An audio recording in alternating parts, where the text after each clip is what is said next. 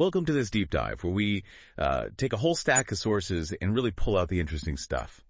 Today, we're jumping right into antibody-drug conjugates, ADCs. You've probably heard them called, smart drugs, or maybe guided missiles targeting cancer. Yeah, those analogies pop up a lot. They capture the core idea pretty well. So our mission today is simple.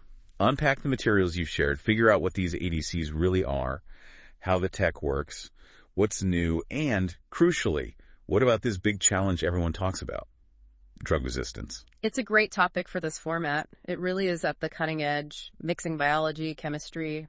It's fascinating stuff. Definitely. So by the end, you should have a really solid grasp of this whole area. Okay, let's kick off with that guided missile idea. How does that actually translate? It's conceptually quite neat. Think about it in three parts. Like you said, a guided missile system. First, you need guidance. That's the monoclonal antibody. Its job is super specific. It's designed to hunt down and latch onto a specific target, an antigen, that's mostly found on cancer cells. It knows the address, basically. Okay, the seeking part. Exactly. Then number two, the warhead. This is the cytotoxic drug, the payload. We're talking really potent drugs here. So potent you couldn't just inject them into the bloodstream. They'd be too toxic everywhere. Right, that makes sense. Dangerous stuff. Very. So the trick is keeping it contained until it gets exactly where it needs to go. And that brings us to part three, the chemical linker. This is what tethers the payload to the antibody. It has to be strong enough to hold on tight while the ADC travels through the body. Stability is key there. You don't want leakage. No premature detonation. Precisely.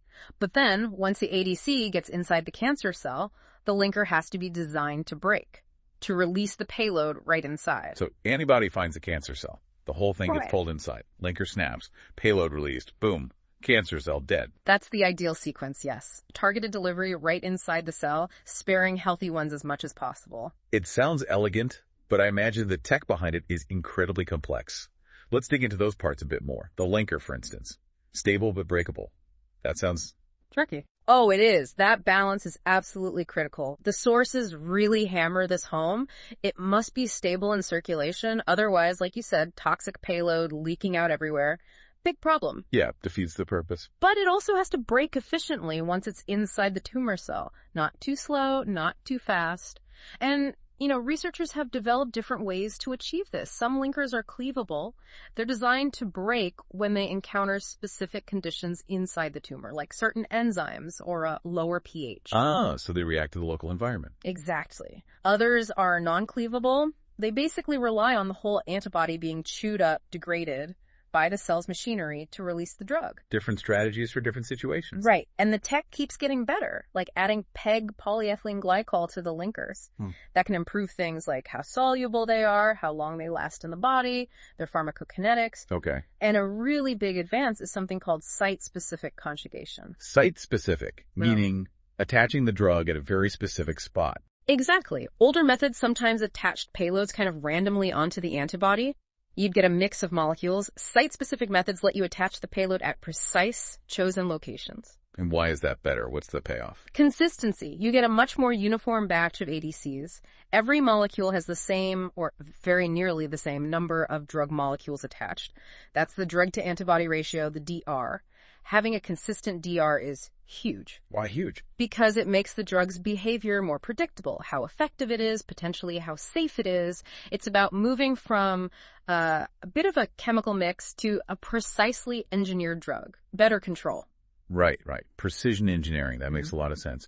Now, staying with the antibody. Yeah. You mentioned Fc silencing earlier. What's that about? Why would you silence part of an antibody? Good question. So antibodies have this region, the FDC region. Naturally, it interacts with immune cells and other parts of the immune system.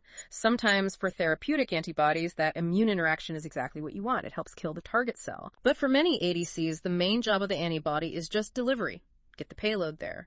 And those natural FCC interactions, sometimes they can cause unwanted immune reactions or side effects within ADC. Off-target problems. Ah, so the delivery truck is setting off alarms it shouldn't be. Kind of, yeah. So FCC silencing, usually done by making small changes, mutations in the antibody's genetic code, things like LLA or N297A tones down or stops those interactions. It basically makes the antibody a purer delivery vehicle. The focus is all on the payload. It can potentially lead to a safer drug with a better therapeutic window. Fascinating. Just focus it on the delivery job. Okay, and what about the targets themselves, those flags on the cancer cells? Are we getting better at finding unique ones? Absolutely critical area. The target choice dictates everything which cancers you can even try to treat. The key, as the sources point out, is finding targets that are really abundant on cancer cells but hardly present on normal, healthy tissues. Minimize collateral damage. Makes sense. We have well-established targets, of course. HER2 is a big one, CD30, Nectin-4, TROP2. These are proven. We have approved drugs hitting them. Right. But the pipeline is full of new ones being explored, things like FR-alpha, c-Met, BCMA, CD19, and then even more emerging ones like CEACAM5, CEACAM6, HR3, Claudin 18.2. The list is growing. Wow, quite a list. Yeah, the insight here is that the hunt is constantly on for new validated targets to, broaden the scope of where ADCs can work. So better missiles and more specific targets to aim for. What about the warhead itself, the payload? What kind of punch are we talking about? These are serious cell-killing agents chosen for their potency. You generally see two main classes. First, microtubule inhibitors. These mess up the cell's internal skeletons, stopping it from dividing. That includes drugs like auristatins. You might see MAE or MMAF, and maytansinoids like DM1 or DM4. Okay, stopping cell division. Right. The other big class damages the cell's DNA. Makes it impossible for the cell to function or replicate. Here you find things like calicamicins, duocarmicins, PBDs, and also topoisomerase I inhibitors. Names like deruxtecan, that's the payload in Enhertu, and another one called datopotamab deruxtecan, or SN38, which is part of Trodelvy. Different ways to kill the cell. Exactly. And the choice isn't random. It depends on the target, the cancer type, the linker being used. It's all interconnected, matching the right weapon to the right delivery system and target. It really is a feat of complex chemistry and biology working together. Now, speaking of what's current, the forces really emphasize the incredible speed of progress lately, like just in the last couple of years, 2023 to early 2025-ish. What are some highlights? The pace has been phenomenal, honestly. We've seen major new approvals, yes, but also really important expansions for existing ADCs. Take Enhertu, trastuzumab deruxtecan. Initially for specific HER2 positive cancers, but now it's approved for HER2 low breast cancer, a huge patient group, and certain lung cancers too. That's a big deal, expanding the patient pool like that. Massive. And Padcev enfortumab vedotin for urothelial cancer. It's becoming a cornerstone of treatment, moving into earlier lines, even in combination therapies. Wow. Then there's Trodelvy, targeting TROP2, showing real benefits in tough-to-treat breast cancers like triple-negative, plus HR, plus HER2 negative, and also urothelial cancer. And more recently, approvals like Elahere for FR-alpha positive ovarian cancer and Tivdak for cervical cancer. It's just approval after approval, it seems. Great news for patients. Absolutely. And looking just ahead, the 2025 outlook seems strong too. There is datopotamab deruxtecan, another TRIO-P2 ADC, looking promising in breast and lung cancer trials, and tilasotuzumab vedotin hitting a target called c-Met, showing good signs in non-small cell lung cancer. So the momentum is clearly continuing. Definitely. And the key trend you see across all this, many ADCs first get approved for later lines of treatment, after other therapies have failed. But the big push now is to test them earlier, maybe first or second line, sometimes combined with immunotherapy or other drugs. They're moving up the treatment ladder. From last resort to potentially a core treatment. That's a major shift. Yeah. But there's always the but in cancer treatment, isn't there? Resistance. You called it a formidable foe earlier.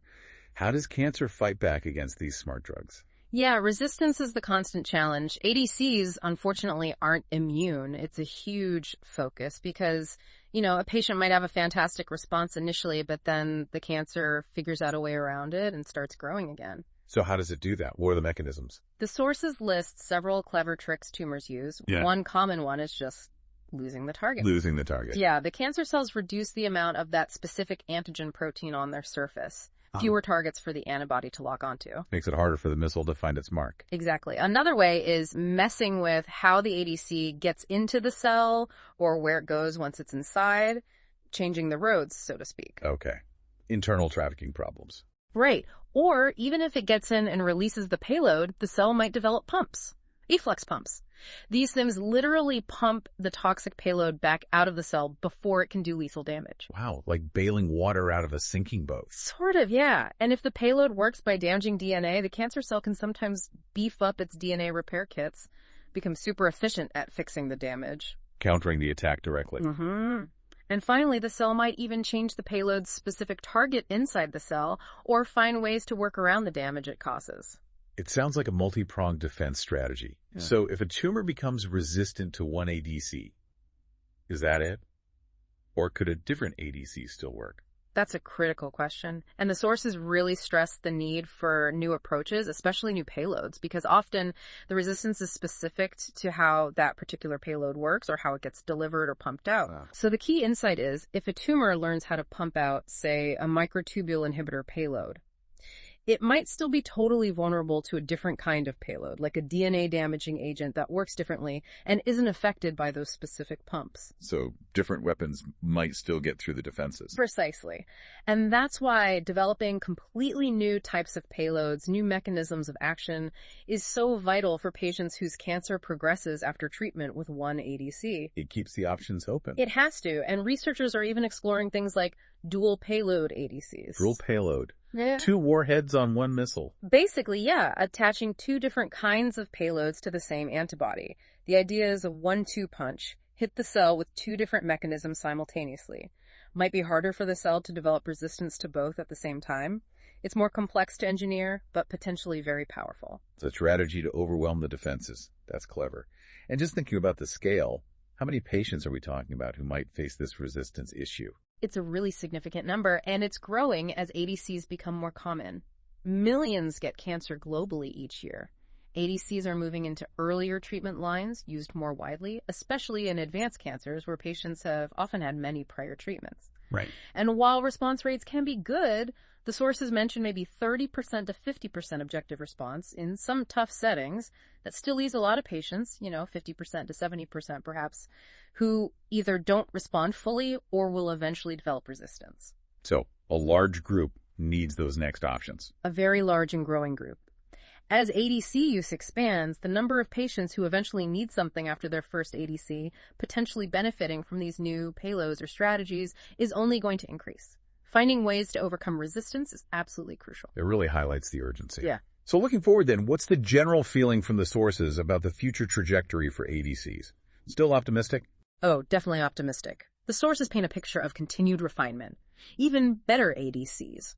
We're likely to see drugs with improved therapeutic windows. That means more effective killing of cancer cells relative to the side effects caused in healthy tissues, a wider safety margin. Better efficacy, fewer side effects. The ideal combo. That's the goal. And achieving that will come from progress on all fronts we discussed. Finding truly novel targets.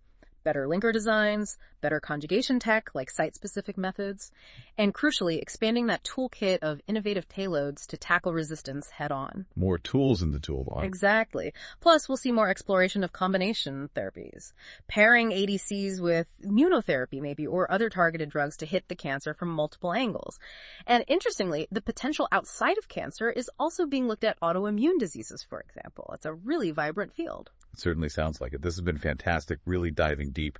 We went from the basic guided missile idea through the nitty-gritty of linkers, targets, payloads, looked at the amazing recent progress. Yeah, the approvals have been coming fast. But also tackled that tough issue of resistance, Yeah. how researchers are fighting back. And now looking at a future that still seems really bright for ADCs. Yeah, we covered a lot of ground, but honestly, it feels like we're just scratching the surface of the complexity and the potential here. Absolutely. So as this field keeps charging ahead, with more ADCs, more targets, more payloads, and all these resistance mechanisms, here's something to think about. How will doctors in the future actually figure out the best ADC or the best combination for each individual patient?